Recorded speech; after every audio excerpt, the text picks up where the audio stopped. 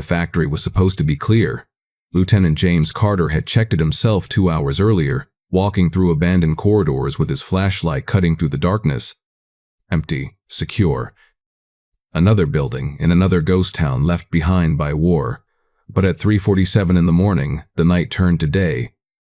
The explosion ripped through the old textile factory like a thunderclap, sending flames 2 stories high into the pre-dawn sky. Carter's radio crackled immediately with Captain Richard Stone's voice, rough from cigarettes and too many years in combat. All units fall back, buildings coming down. 60 seconds, Carter was already moving, his squad forming up around him, when Corporal Nathan Cole grabbed his arm and pointed toward the 3rd floor. Through the smoke and flame, barely visible in the inferno, stood a silhouette in the window, a person. Trapped, dying. Carter didn't think. He ran. His boots hit the maintenance ladder on the building's exterior, the metal already hot enough to burn through his gloves. Smoke poured from broken windows, thick and black and choking. He pulled his thermal imaging monocular down, the world turning to heat signatures and shadows. 3rd floor. East wing, the structure groaned beneath him. He found her in a corridor filled with smoke so thick he could taste the chemicals burning. She was unconscious, slumped against a wall, dressed in civilian clothes. Jeans, dark sweater, nothing military. Mid-20s maybe. No visible injuries. Just lying there like she decided to take a nap in the middle of an inferno. Carter got her over his shoulder in a fireman's carry and moved. The building screamed around them, metal twisting and concrete cracking. He took the stairs 3 at a time, feeling the heat through his boots, hearing his squad shouting from below. Corporal Emma Walsh had the stretcher ready. Private Daniel Reed was waving him toward the exit like a ground crew on a carrier deck. Carter cleared the entrance with 15 seconds to spare. Behind them, the factory collapsed inward, a slow-motion avalanche of fire and steel.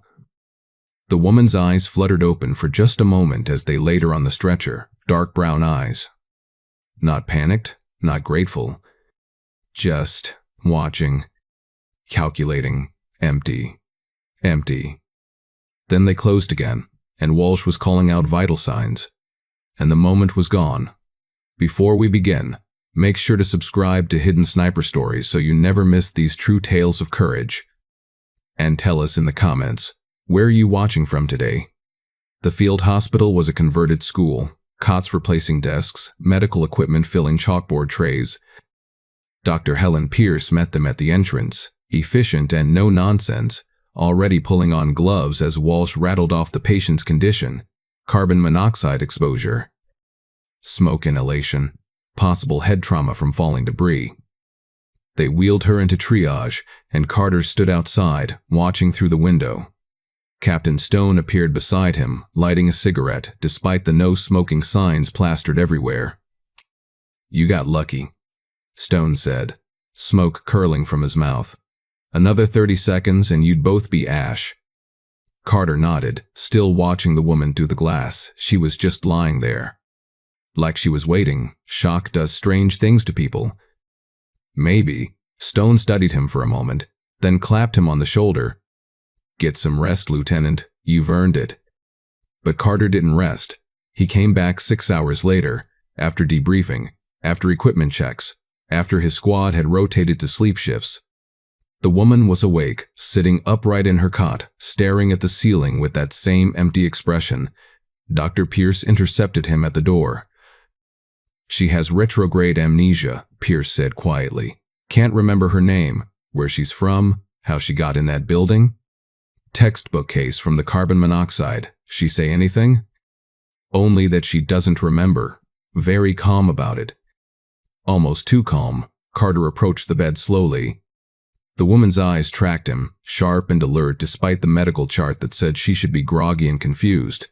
"I'm Lieutenant Carter," he said. "I pulled you out of the factory, I know," she said.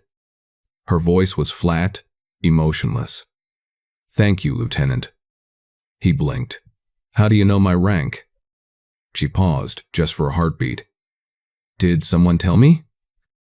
"I don't remember." No one had told her. Carter was certain of that. The nurses had started calling her Jane, for lack of a better name.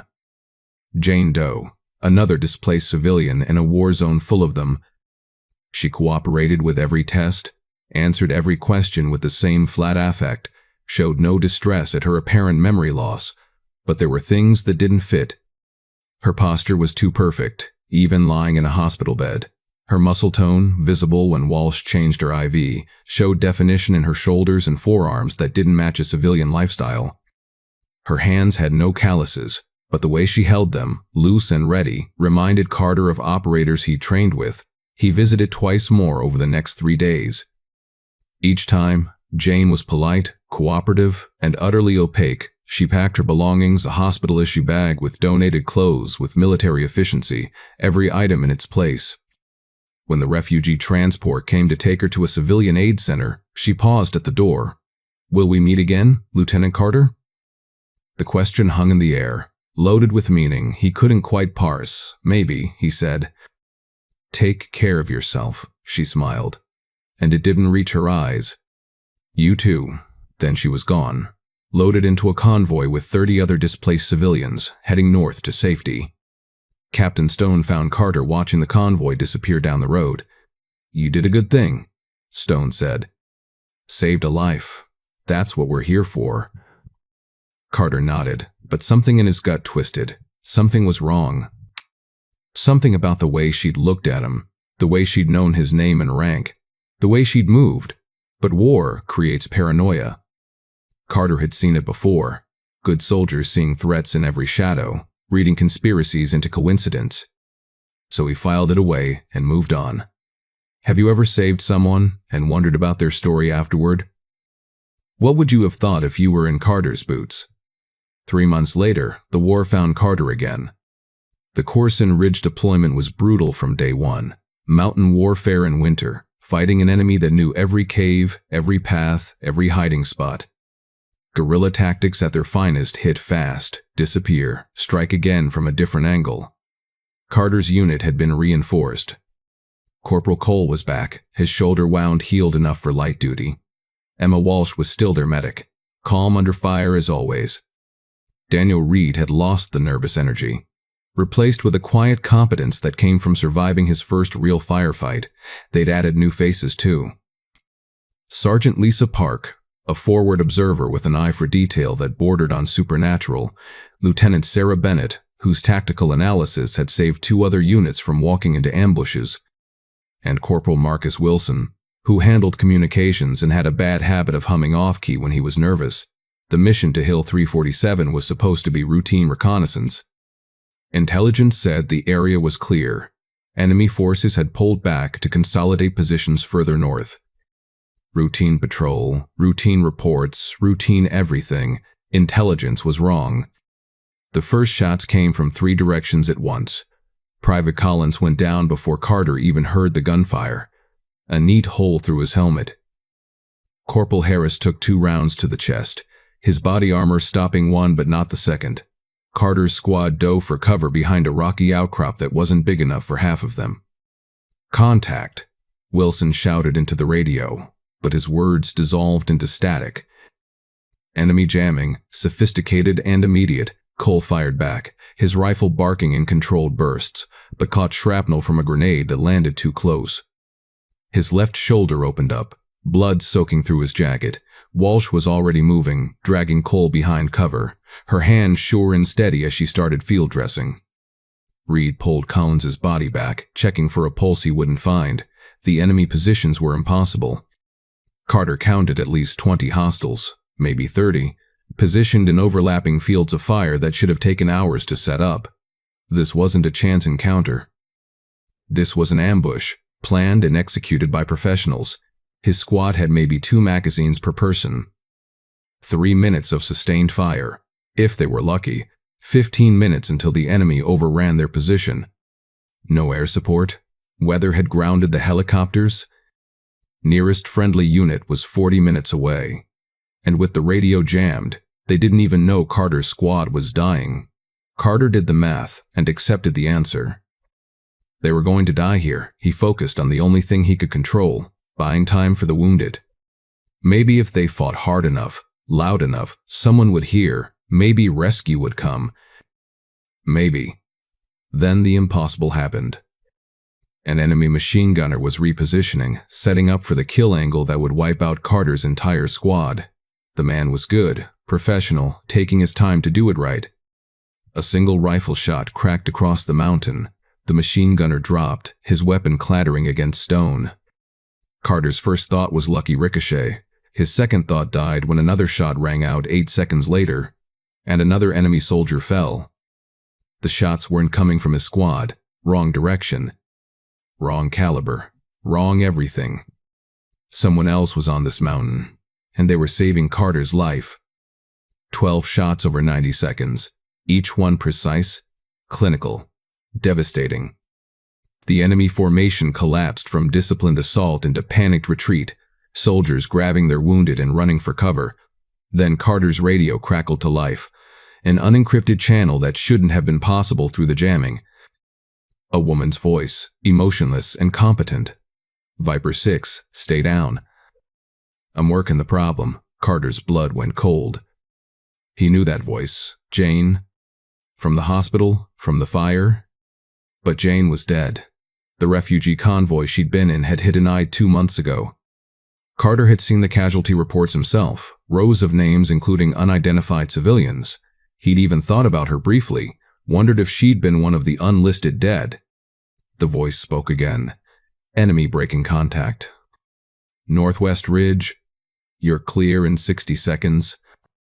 Then silence. Carter tried to respond, but the jamming was back, the channel dead. Around him, his squad was staring at their radios like they'd grown teeth.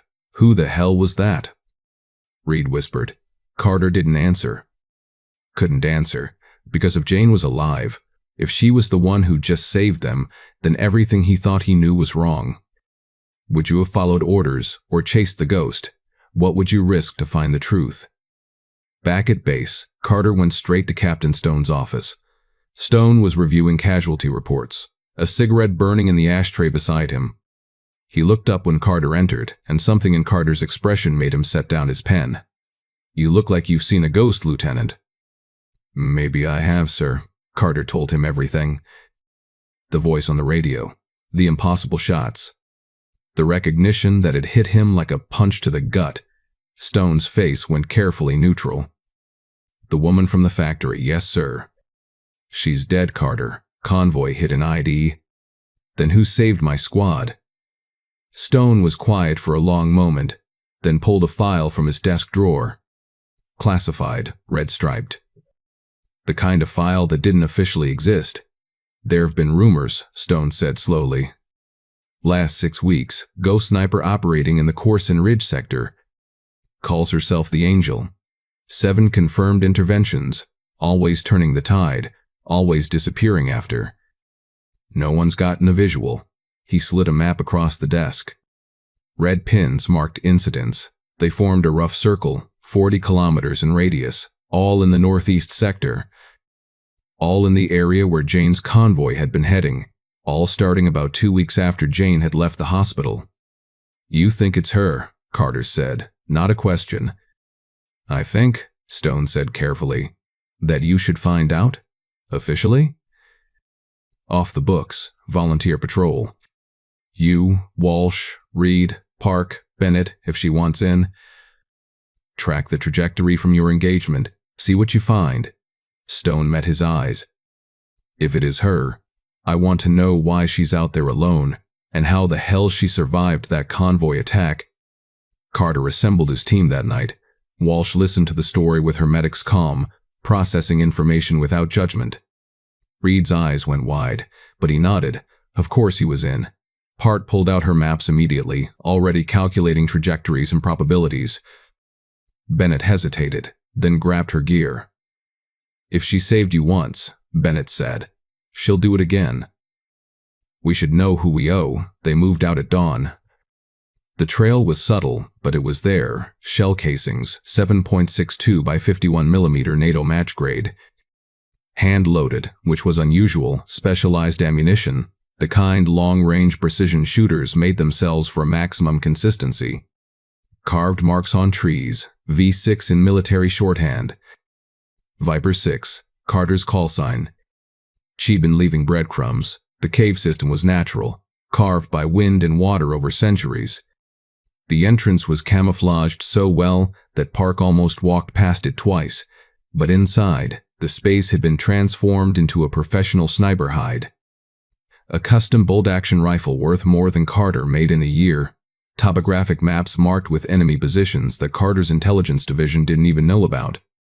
Surveillance photographs of high-value targets, some with red X's marked through their faces, and on a rock shelf, weighted down by a spent cartridge, a military identification card. Captain Rachel Morgan, United States Army. Intelligence support activity, status, killed in action. Date of death, 4 months ago. Carter picked up the card with shaking hands. The photo showed a woman in dress uniform, dark hair pulled back, expressions serious and professional. It was Jane. Beneath the card was a letter, handwritten on waterproof paper. My team was murdered. They called it a training accident fire, in a secure facility, convenient. I survived because I went for coffee, came back to flames, locked doors, screaming. They wanted us dead. We'd found the corruption. Senior officers selling weapons to the enemy. Evidence died in that fire. They thought I died too. I let them think it. Played the amnesia. Refugee convoy was cover. I have one mission left. Finish what my team started. Eliminate the targets. Gather proof. Trust no one. If you're reading this, I'm probably dead. Don't mourn. I've been dead 4 months already. The letter was signed with her name and serial number. Captain Rachel Morgan, not Jane. Never Jane. Walsh read over Carter's shoulder, her voice quiet. She let us think she was a civilian. She let everyone think she was dead, Park corrected. Better cover. Bennett was studying the maps, her tactical mind already working. This intelligence is incredible. She's been tracking targets for weeks. Solo, no support. Reed looked at Carter. What do we do? Carter folded the letter carefully. We find her. And we help her finish the mission. That's not exactly by the book, sir, Walsh said. No, Carter agreed. It's not. What would you do with this information? Would you report it? Or would you help? Carter brought everything to Stone. The captain read the letter twice, his jaw tight. Then he set it down and stared at the wall for a long moment. I knew her commander, Stone said finally.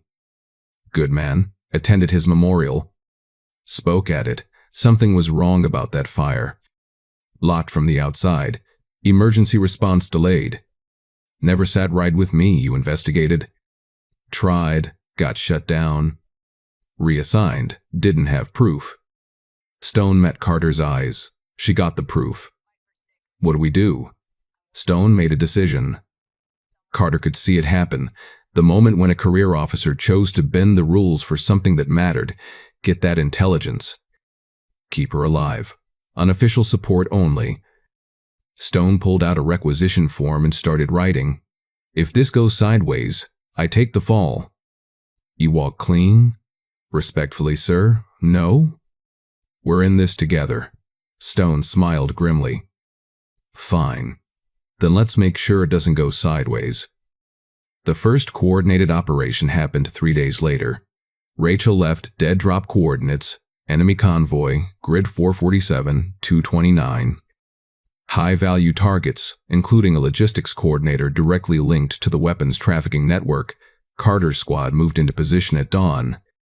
Bennett's fire team took the North Ridge. Rachel provided overwatch from somewhere Carter couldn't see.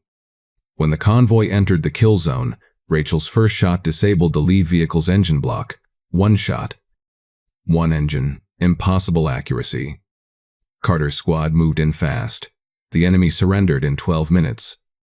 2 killed who tried to fight back. 18 captured. Evidence secured. Rachel emerged from the tree line like smoke taking form. She was different now. Harder.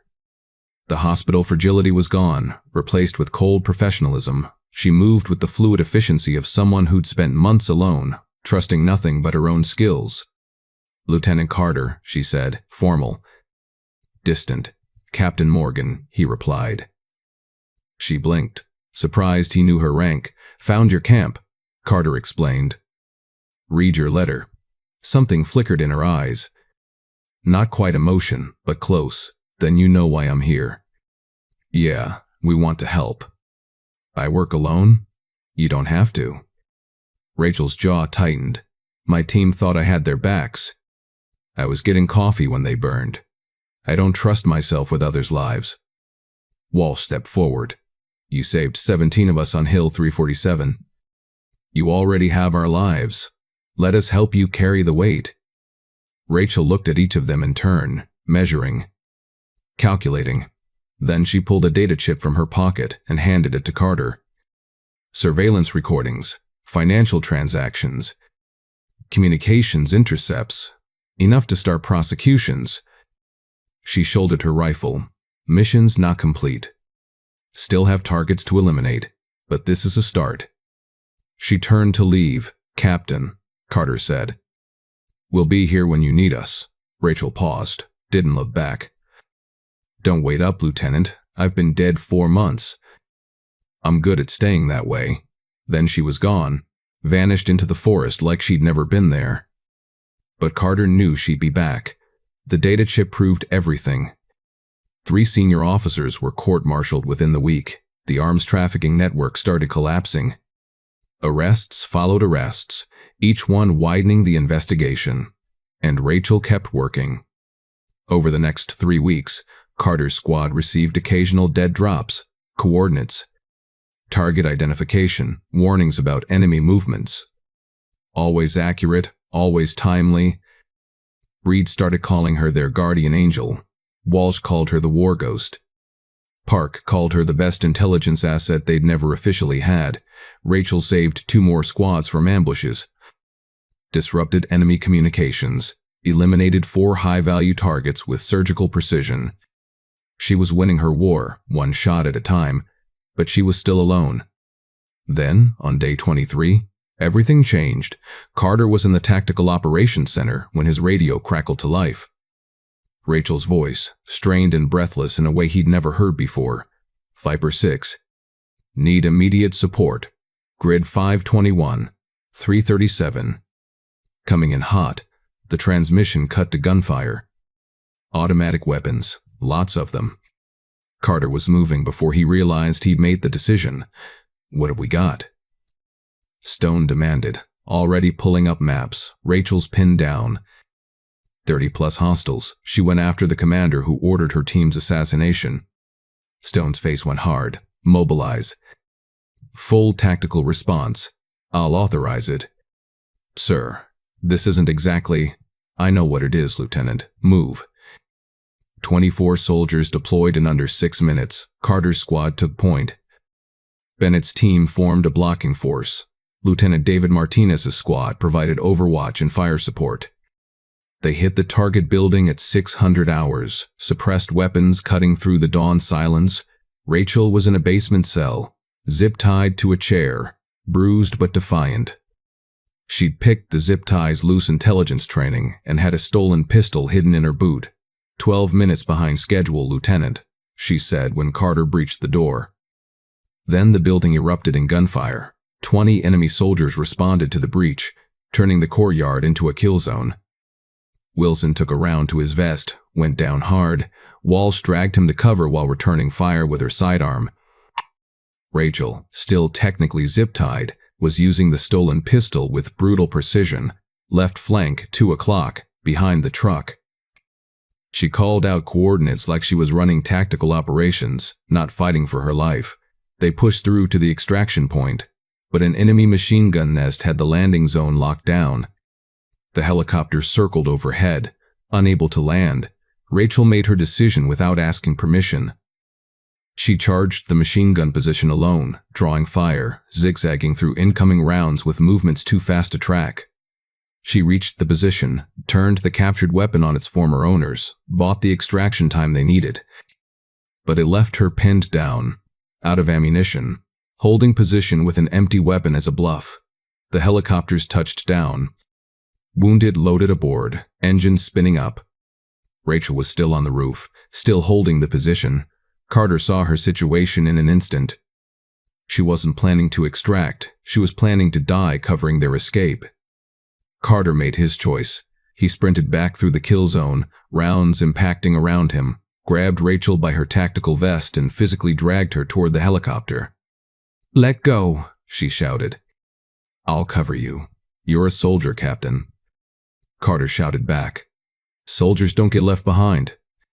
He threw her into the helicopter and dove in after her. The aircraft lifted off, enemy fire sparking off the armor plating.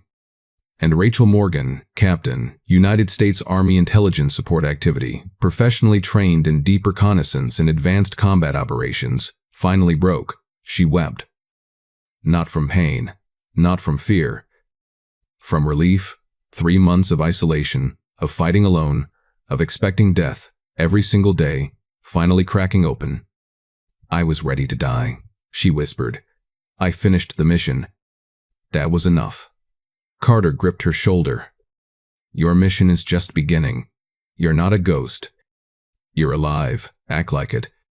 Rachel looked at him with red-rimmed eyes. "I don't know how." Walsh handed her water. Reed sat beside her in solidarity. No jokes, just presence. Park was already reviewing the data Rachel had recorded, the confession, the evidence, everything they needed. "You'll figure it out," Carter said. "You're not alone anymore. This is what brotherhood means. No one left behind, not even those who left themselves." The debriefing took 6 hours. Stone, Carter, Bennett, and Rachel in a secure room, reviewing everything. Rachel's recordings exposed the entire corruption network. 17 officers involved, weapons sales, classified intelligence trading, the murder of Rachel's team, all proven with audio and video evidence. Stone's voice was thick when he spoke. "Your team didn't die for nothing, Captain." Rachel nodded, unable to speak. The military review board convened 3 days later. Stone testified first. Captain Morgan completed her mission under impossible circumstances. Alone, unsupported. She could have run. She could have stayed dead. Instead, she finished what her team started. Carter testified next. She saved 17 soldiers' lives, including mine, twice. She deserves recognition, not prosecution. Bennett presented tactical analysis. Her intelligence prevented an estimated 60 casualties. Her solo operations disrupted enemy logistics for 3 months. By any measure, she exceeded her duty. The board deliberated for an hour.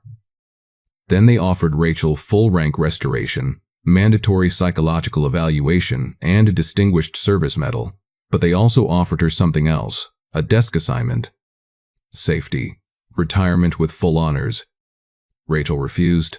"I want a training position," she said. Teaching deep reconnaissance, solo operation survival, mental resilience. She met their eyes steadily. "My team taught me persistence. I want to teach others so no one else has to survive alone." The board approved. Later, Stone called Rachel to his office privately. "Your commander was my friend. I spoke at his memorial." Stone's voice was rough. "I knew something was wrong. I tried to investigate, got shut down. Reassigned." "Why tell me this?" Rachel asked. "Because you got justice when I couldn't." "Because you finished what I started," Stone saluted her, formally acknowledging her rank for the first time since her resurrection. "Thank you, Captain." Rachel returned the salute, crisp and clean. "Thank you for believing me, sir." Carter found her later, standing on the base perimeter, watching the sunset. "You going to disappear again?" he asked. "No, ghosts don't teach classes." She glanced at him. "I'm not a ghost anymore." "You ever regret it? Playing dead, going solo?" Rachel considered the question carefully. "I regret my team dying. I don't regret finishing what they started. They'd be proud. They'd be alive if I'd been there." Carter was quiet for a moment. "You can't carry that weight forever. They wouldn't want you to." "Maybe not forever," Rachel said, "but for a while longer." The Silver Star ceremony was small. Rachel's family came her mother, her younger brother. Her mother embraced her with shaking hands. We buried you, her mother whispered. Now you're back.